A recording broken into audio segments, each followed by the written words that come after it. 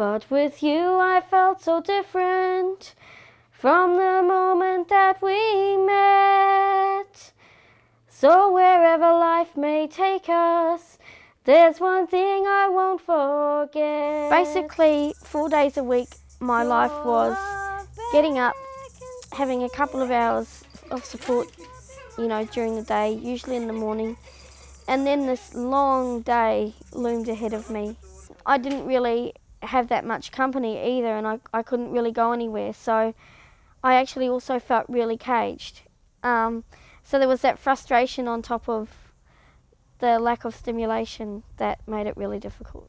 Generally, the first thing to try and do is it's trying to connect, and that's through a cup of tea, that's through conversation. So some of the stuff we did was around what is some things that Tanya's wanted to do but hasn't been able to do for so long, or things that Tanya's interested in and would like to look at doing. And basically it was looking at giving her a purpose to get up in the morning, a reason to get up. In my mind I felt so small.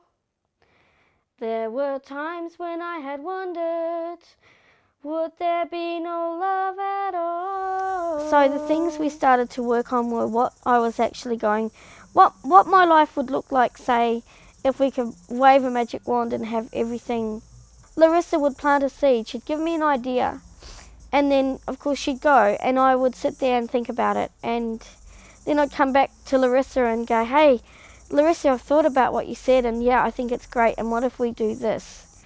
I realised that my passion was to learn all I could about Māori culture, so that's where I'm studying through the Open Wānanga. So part of it was coming in and reading through some of the study material, looking at what Tanya needs to apply and register with to apply to a tertiary institution, the paperwork that was required, finding the JP to sign some of the forms and verify her passport pictures for the studies. And the next step was looking at, from this study, what's going to open up for her to do for future studies or even other experiences this might lead on to. Well, the whānau show, it started out and still is a radio program that is on the iwi stations on Friday and Sunday nights, and I really feel it's like a radio community. The connections I have made through the whānau show have actually been the biggest life-changing thing in my life,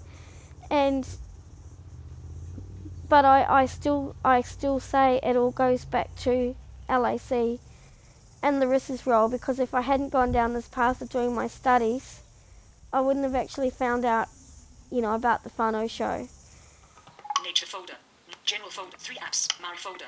Larissa knew I was having a lot of problems with my old computer, which stopped me from doing certain things in my study and also just generally socialising, because it was getting so out of date I couldn't, do most things online.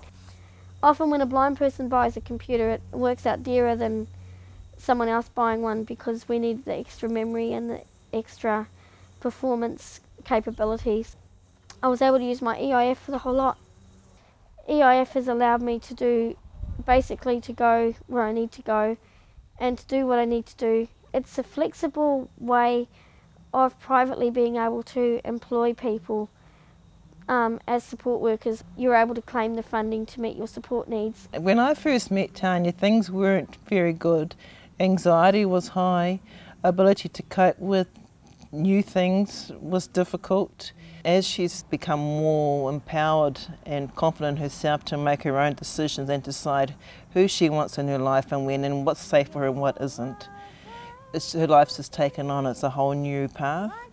So I initiated the first steps and she took care of the rest.